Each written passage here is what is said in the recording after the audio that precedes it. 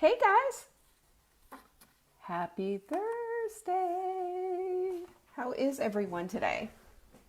We have the electricity back on after our little brush fire at the end of the road, and that brush fire happened because there was a big accident. Oh my goodness, I lost my water glass. Shoot, sorry. Guess I'll just be drinking out of this big old water bottle. There was a wire had fallen down from, I don't know why, but an electrical wire fell down, and there was a big brush fire, and the brush fire almost hit a house. And then Mark's alarm went off, and off he went. And apparently, Jack from Fly Lady was there too. Yeah, and it's really weird because you have to understand, I live on the very top of a mountain, and there's nobody here. The most that we hear around here is birds and, that's it. We don't hear anything. And so all of a sudden I'm hearing sirens and I'm thinking, what in the heck is going on here? Well, that wire, that live wire fell and created a big fire, and it was at the very bottom of our mountain. So anyway, we were out of power for it went out right around 2:45, I think. And it was out until 5:30. They told us 6:45. So I was delighted when it came on at 5:45. So anyway, that was that was the big drama. And Mark is fine. Jack is fine. He came home smelling like smoke, and I made him take all his clothes off outside and, and go get the COVID-19 off of you in the shower. I am nervous, Nellie. Anytime he leaves the confine, it's just like, no, we don't want to do that. So how's everyone today? How are you doing on day 95 of Quarantine City, Day 95. That's me with my, hyperbole. But yeah, Mark said, "Hey, I dodged a bullet." And I said, "Yeah, I think you engineered this whole thing." He did kind of dodge a bullet, didn't he? Here's the thing that I know, though. Here's the thing that I know. When we're set up for success, even something like this happening isn't going to throw us down the tubes. So here's what we did. I'm just like, well, he was going to go outside and grill anyway. I've got food. I've got a stovetop. We're all out of salads, so I was going to make some broccoli. And and I have a gas. Thankfully, I have gas. I just wouldn't have had the electric starter, but I've got matches.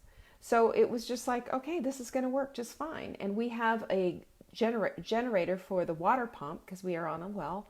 So everything was going to be fine. And Marla, one of the things that she did, she bought me all these lights, little tiny lights that you just press on. They all have batteries, and I have them stashed all around my house. So I've got some in the kitchen. I've got some in the bathrooms. I've got them everywhere.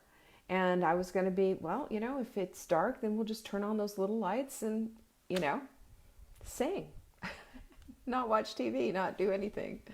Read or go to bed early, or I don't know.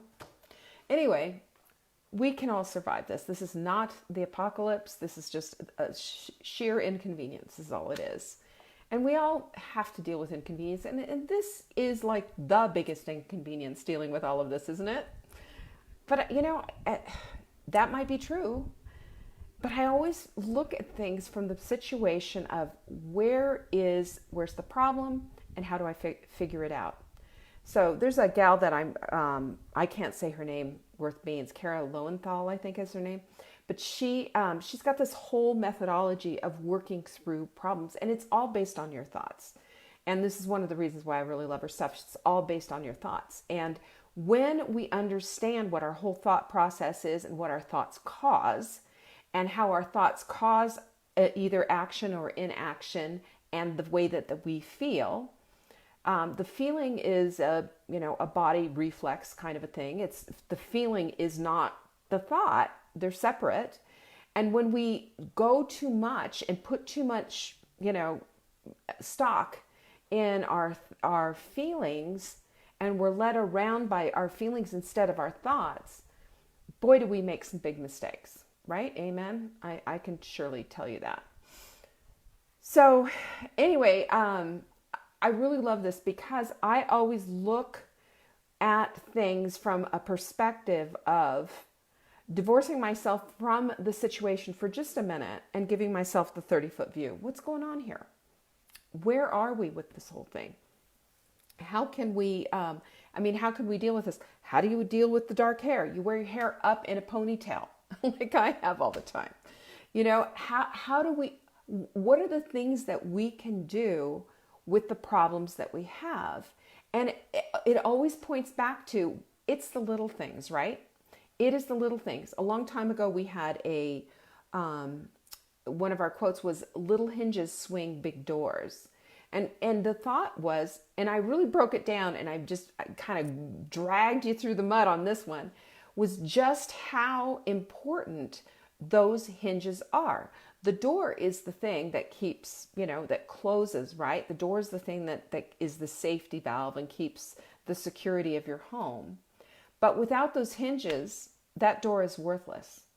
It's the little things, little tiny hinges with great big doors. And I don't care how big that door is, it's going to be held up with a hinge or two or three or however many it needs. But it's the hinges, because it's the little things that make the big changes. It's probably one of the best quotes ever. I live by that quote because this is the thing that just keeps me looking for solutions. Because if you don't give up and you keep looking for a solution, it will be found. Even when things seem like it's just like, well, what are we going to do here? Now, there's always going to be limitations on what it is that you can do, right? None of us are going to end up being prima ballerinas or NBA players, right? That is not within the realm of possibility, is it? Not for me, not for you. But you know what is in the realm of possibility? Possibility. The ability to have the thinking in place to say, okay, so now what do I do? How can I fix this? What's next? How is this not going to end up exploding in my face? And we have to look at that. We have to be those kind of women who do not give up. We don't give up on solutions, and we surely do not give up on ourselves. We don't. And if we are those kind of women, then success, however we define it, however we want it, is always going to be ours. Always. And don't you love that?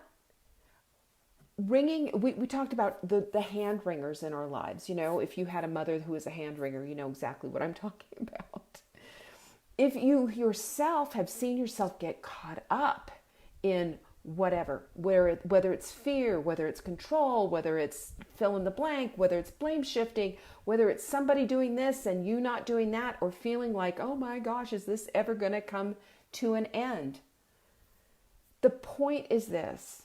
The point is that those little hinges are swinging the big doors of your life. And those little hinges are the little things. There's always something that can be done. There's always some other little thing that you can do. Marla was talking about this today and made me think about it today when she was talking about dirty fasting versus, dirty keto. She was talking about just taking the potato out of her dinner. She was talking about just a small thing of fasting, for the day, and then having a nice dinner. And I could see it in her face the next day, interestingly. And this is just a little thing. It wasn't that she was going to chain herself to the stove, lay down on the floor and moan that her life is awful because she can't have a carbohydrate anymore. She just made a change. She flipped the switch and made a slight change. It was a little thing. It was a little thing. Little things are everything, right? Little things mean something, and we should not dismiss the little things and look for the miracle. We shouldn't be looking for perfectionism. We shouldn't be perfectionists and be looking for the perfect solution, and instead be trying the little things. That's That's what I look. That to me is just so amazing. I shared on in the sprint group, because the sprint started on Monday. I shared in the sprint group about having a drinking your water in little incremental things, little incremental drinkies. You know, I've got my water right here, and my water glass, unfortunately, I left downstairs. But if we're drinking every single hour, we're going to get all that water in, as opposed to drinking all that water at one time. Do you see the difference? That little switch of drinking water continually through the day is going to hydrate your body. It's going to help you with how you think, because part of brain fog is being dehydrated, you guys. Part of weight loss and being stalled is not having enough water in your body. It's all physiology. But if you figure out the little ways in which to make it work, and you have things that prompt you and trigger you so that you do these things, everything makes all the difference. See, Laura says, drinking my water now, by the way. Good. Yep. And this is what makes the difference. But we have to go out of the automatic pilot mode and into the prefrontal cortex of our head and make this something that we are well aware of. It's part of our mindfulness. I need to hydrate every single day. When I hydrate, I feel good. When I hydrate, I lose weight. When I hydrate, I can think clearly. All of these things add up, and they are the little things. I love that. So Mark just came and grabbed my chocolate and unflavored. We needed it. We needed it. But I will still tell you, chocolate, perfect paleo protein, fiber mender, which I still have here, and unflavored, all ship free. Put ships free in the promo window and you're good to go, y'all. Good to go. Oh, and let me just say something else too about that. We have chocolate and vanilla coming in. I was able to get it from my guys. So, that's probably good. That'll be shipping on the 15th and it will be in probably that week. Thank you so much. And this is amazing. Okay. I was so happy about that. The other thing is, if you buy $250 worth of supplements, I'll give you this little mindful mug absolutely free and send you a thank you note, because I appreciate each and every one of you. Each and every one of you. When you buy from us, you're supporting a small woman-owned business. Yes, that's me. And that's all our people who work with us. And we are the best. Yeah, it's coming. It's coming. Everything is coming, you guys. I swear it's coming. And I really appreciate, you guys have been amazing. Let me just say something too. I'm going to maybe call a few of you out, like Vanessa and Nancy, and there's a whole bunch of you. You've been waiting and waiting. And you've been waiting because I've been telling you exactly what's been going on. I'm giving you all of the details of all the garbage that's been going on. I am telling you, though, this, and this is what I believe with all of my heart. When we're all doing the very best that we can and we're communicating it with our folks, then we're on good terms, right? We're on good terms. Some people aren't going to like it and they'll say, give me my money back, whatever. And other people are going to say, you know what, I understand, I get it. And I will tell you, 99% of our people are saying, you know what, I understand, I get it. And to you, I say thank you. You guys are wonderful, beautiful human beings. And you have been the most amazing people ever. And I just really appreciate that. That's what I have to say about that. But you know what else?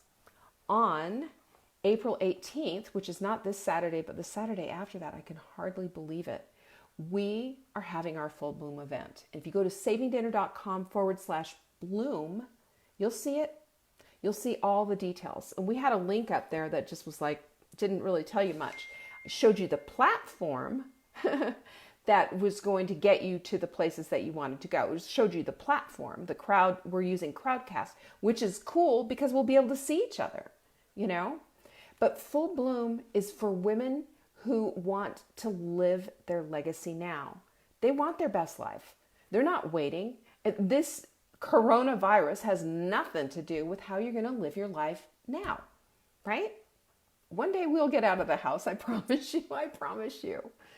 But what I want you to do is to sign up for this, because I'm telling you, we need each other And this is a super amazing community of women who are coming together. We've got about 50 right now. We got about 50 who are coming to this. And I'm going to tell you what, I'm going to help you out every way that I can. I'm going to bring you on stage. Yep. So you'll want to put a little makeup on or something, hide the roots. And we're going to do what we can do. We're going to have some nutritional things going on. So I'll help you out with some nutrition stuff. Just you one-on-one with me right there in front of everybody though. So don't say anything awful. And we're also going to be talking about how we are capable and able to live our best lives right now. And that it's not over. And we're no longer invisible. And that we are stepping into being the best possible versions of ourselves. That's all I can say to you right now. I'm just so excited about this. I've been writing out things for this whole thing, and we're going to have sheets for you to follow. There'll be a virtual swag bag, all of these things. It's for you, and we'll have a break for lunch and all of that. But I really want you there. SaveMeDinner.com/Bloom to find out about it. It's going to be pretty cool. Our quote of the week is this: the struggle ends when the gratitude begins. And I'll tell you what, I have lived this unintentionally this week. I lived this week. And here's what it was. You guys know, I mean, I had somewhat of a meltdown on Tuesday about our supplier, but I knew beyond a shadow of a doubt that it was going to be okay. I had to first process it. And this is part of the little things that I'm talking to you about today. Because, we can't ignore and dismiss something that comes up when it's a problem. We can't.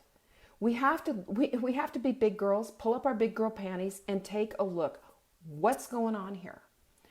And then that's the most important thing at that point that we can do is pull back and unplug the emotion from the problem. And I don't care what it is. Yeah, you got to deal with it. And maybe you're going to have a cry about it or whatever. But then there comes a moment where you have to say, okay, so now what are we going to do? I remember when my mother got really sick, and she had COPD, and we'd known this for a while. And I'd gone to California for a visit. And then I got a phone call finally that she had gone to the hospital. And I knew things, she wasn't really upfront in telling us exactly what was going on with all the, the breathers and all of that. COPD is basically emphysema. Let's just say that. She smoked herself into this condition. And, I was really ticked about it. I had to process it too. I was ticked about it. I had been begging her for years to stop smoking. But my being ticked of it, being upset about it, needed to end. I'll always hate cigarettes with every fiber of my being.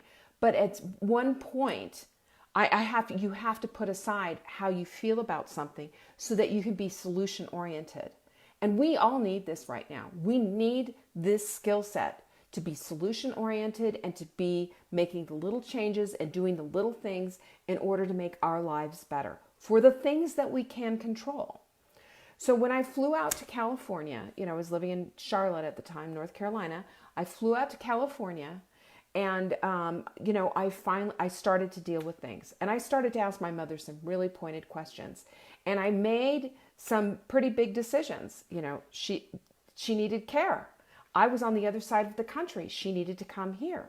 This is the only thing that made sense. My sister was here. There was all kinds of stuff that I was, this was the solution, me jumping into solution pants, right? Pulling up my big girl panties and putting on the solution pants. What do I do? What do I do? Do I stay angry at her or the cigarettes or whatever? Or do I turn the situation and have a new perspective? I've got my mother in distress here and I need to deal with this situation. I knew she didn't have a long time to go, and I knew she needed me, she needed care, and she needed somebody to advocate for her. She wasn't doing a good job of it herself. And so I made big, big sweeping changes to my whole life and brought her out here. And she was here for nearly 2 years taking care of her. And I was with her when she died. But you do the things that you need to do once you pull the emotion out. You can't do it when you're all whacked up with emotion.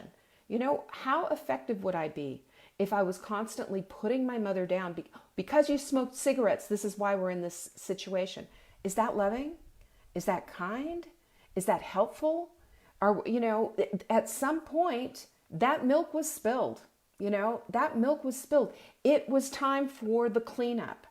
And the best that I could do at that time with everything that I had was to be there for her, was to be her advocate, to make sure she had the best quality care. And that's what I did. I put my life on hold for it. And I will do it again and again and again, because that's what good, loving people do. And that's what I want to say to you, is you are a good, loving person.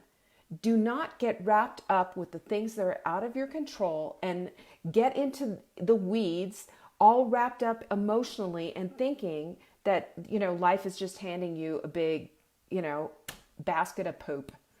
It's not. It's not. You might have a lot on your plate. You might have people who are depending on you, and you might feel a little bit overwhelmed. But you've got everything within you to figure this thing out. And I'm telling you right now, if you have a paper and a pencil, write it out. Start writing out, what can I do? Now what? Then what's next? Then what's next? This is exactly what I did with my mother. I sat down with her with this paper and pencil, and I said to her, what do we need to do? Once I had her on board, what do we need to do? We need to sell her house. We need to put this together. We need to go. I went through every single cupboard, every single everything in her house and gave it away or whatever, and packed up the stuff that was going to our house. And I will tell you this, there's one really good thing about coming from a mother who is born organized. That house was spotless. There was no extra clutter anywhere. And we just sold, you know, we got rid of stuff and we sold it as is. Oh, Cindy. Yeah. Brenda's right. You guys are saying such good things. And I want to get wrapped up in your comments. Yeah, you know, there is really not. My mother they had the Nova virus when I finally moved her from my place to, I had to, because I just couldn't keep up with her care. It got more and more intense. And she was also starting to get really nervous about me being gone when I was gone. And even though I had a caregiver come in, it just got to be really, you know, exhausting. So finally we moved her to a place that was just like blocks from where I was. It was like a quarter of a mile. And I'd go there every single day in the morning on my way to work out. And every night I'd come back and we'd either have dinner together, I'd make dinner and bring it over there, or I'd say goodnight to her, or I'd help her put her pajamas on. But I was there all the time. And, you know, they had a breakout of Nova virus, I guess it is, the one that you get sick with. And everybody had diarrhea and was, you know, whatever. And I said, no, it's not going to stop me from seeing my mom. Well, guess what? I got it too. And boy, that was awful. And I ended up giving it to Mark. And, you know, we ended up getting just super sick. But, you know, we got to listen to those things. And when they say there's an outbreak of, you know, COVID, or there's an outbreak of Nova virus or whatever in these places, we have no choice but to stay out. But you know what we can do? We can cover them in prayer. You know what else? Norovirus. Thank you, Susan. You know what else we can do? We can be calling them. You know what else we can do? We can FaceTime with them. I just did that yesterday with my daughter for like 2 hours. We had a great time sitting out on the porch and just talking. There are things that we can do. Because our hands get tied, it doesn't mean that we are completely helpless, completely hopeless, and there's nothing that we can do. You 100% need to always be looking for solutions, because that is what keeps you sane. That's our control mechanism. And that also keeps the temperature in your home from boiling over. You know, we don't need to feel bad. You know, we don't need to feel bad. We don't need to be placed in this awful place where we think that we're just never, ever, ever going to, you know, we're never going to get over this. It's just hopeless, and I just can't do anything, and I'm just depressed, and I'm just going to sit on the couch, and I'm just blah, blah, blah, blah, blah. Marla read I was listening to her Q&A today, and she said, this woman had said something about, I don't feel like it. I get home from 8 hours of work and I just don't feel like doing the dishes. And I was like, well, man, if I didn't feel like doing, all the things that I needed to do, I'd be sitting on the couch watching Netflix, eating chocolate, and weighing 400 pounds. We can't go by what we feel like doing. Feelings are fleeting. Remember that? Feelings are fleeting. But what stands forever is your integrity, is what you do, is doing things even when it's hard, and understanding that everybody is depending on you in your home. Everybody is depending on you to do your part. And when you don't, and the laundry gets backed up, and your house and your kitchen's destroyed, and you don't have food, and you're walking around yapping at everybody and blaming everybody, who wants to live there? It's out of control. It's out of control. And the point is that we do have control. Nothing is undoable. Everything is figure outable. It might not be the exact thing that you want, but I promise you, if you sit down with a piece of paper and you write out what the pros are on one side and the cons on the other side, you can keep things together and you will come out of it better. You will come out. This is we're basically in, well, maybe I shouldn't use the word petri dishes. We don't want to use that. We're in a greenhouse right now. We are in a greenhouse, and we can be the gardener of our own souls, the gardener of our own bodies, and the transformation specialist. We do not have to default to being, just being overcome with everything. And I've gotten a couple of messages on Facebook that just makes me freak out a little bit. Like, what's happening in your house? Don't let that be the case. And this is why I want to tell you that it's the little things, just doing these little things. Like, Marla's she's got it set for, is what we're talking about for Fly Lady, right? Follow that. It works. I am living proof. It works. And for the food part, if you just take a minute to think about what's going in, that is going to regulate your entire body. It truly is. Your body is a reflection of what you're putting into it. What you're watching on TV is going to be messing with your head, and that's going to be creating the panic maybe that's coming out of your mouth. What you're putting into your body is going to create your health. It's going to create it, or it's going to tear it down. There's no two ways. This is the thing you have to understand, that they don't care. Food doesn't care. Your body doesn't care. Your body's not sitting there going, well, I want you to be gentle with yourself or whatever. Your body's saying, you know what? This is crap, and I'm going to give you some inflammation for it. Or your body's saying, thank you for the food, and now I'm going to feed your cells. That's it. There's no in between. It's a black and white issue when it comes to your body. There's no neutral food. No such thing. So when we feed ourselves, we're taking care of ourselves. When we are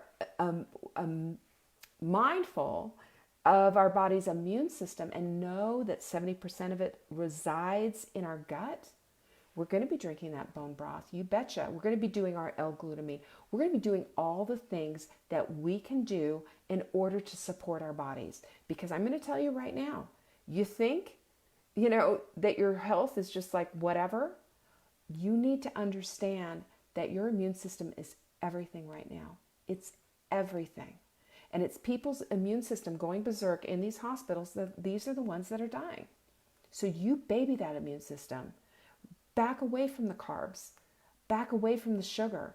Flour and sugar are sold out in all the grocery stores because people are thinking this is the time for comfort food. Alcohol sales are up 55% because people are thinking I'm going to just numb myself and make myself crazy. All the chips, all the crap, all the stuff in the stores, gone because people are numbing out to this stuff. And those little things of drinking too much and eating all the crap and all of that are things that are going to destroy your health and put you more at risk. Is this a wise thing to do at this time in the middle of a pandemic because you want to feel better? You want to feel better? Take care of yourself. You want to feel better? Start meditating. You want to feel better? Use a journal. You want to feel better? Connect. You might be isolated, but you can still connect with your friends. You can get on FaceTime. You can be a part of our community. Come into the sprint. It's free, for heaven's sakes. Go to savingdinner.com. Go get it. There's a link to get into our Facebook group, and you will be absolutely shocked and rocked to your core at what an amazing group of women they are right there. Amazing group. We take care of each other. We've got each other's backs. And on my watch, nobody goes down. That's not how it works. If you're in my group, you're part of my community, you are a part of my family. And that's the truth. And I'm not going to let it happen. So stop, we can stop. The other thing is we can use gratitude, for heaven's sakes. Gratitude saved my can the other day. If it wasn't for gratitude, if I didn't start seeing gratitude, I would have never seen that I am blessed and highly favored. That wouldn't have come. That meditation and that prayer time, that part of my morning ritual, it saved me. It saved me. It's a little thing, but it saved me from going into that downward spiral. And you guys know about that. If you've ever battled depression, you know about it. So let's stop this crazy stuff and start looking at the little things to lift us up. The little things, and be solution oriented and understand the minute you take the emotion out of it, and start just getting really granular with, now what can I do? The solutions start to pop in. Oh my gosh, it's so amazing what happens there. Because you know what? You are so much more powerful than you give yourself credit for. You are. You are more powerful than you give yourself credit for. And we are, like Joyce Meyer says, we are powerful or we're pitiful, but you can't be both. Which one are you going to be? I don't know about you girls. My pinkies are up. I'm powerful. And I know you are too. Thanks for joining me today. And don't forget, Full Bloom. We're getting down to the wire here. Go to savingdinner.com/bloom. You can read all about it. It's going to be spectacular. There you go. Brenda's powerful. I know you are. And we're also going to be doing, we've got cooking lessons coming up at 4 o'clock. I don't know what I'm cooking. I think it's going to have something to do with cauli rice. I found a cauli rice in the freezer downstairs. Yahoo! You guys are absolutely the best, and you're my community. You're my family.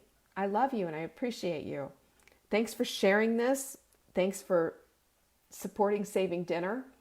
So many new Saving Dinner supporters. Thank you for that. You guys are just such love bugs.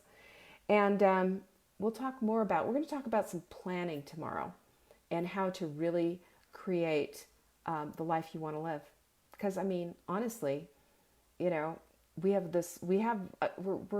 to be inside for a little bit longer. I hate to tell you, but it's true. Love you so much. Thanks, Lucy. Love you right back. You have some cauliflower rice? Well, let's see what we can do with that. I've got some ideas. Pinkies up. I'll see you girls. Bye.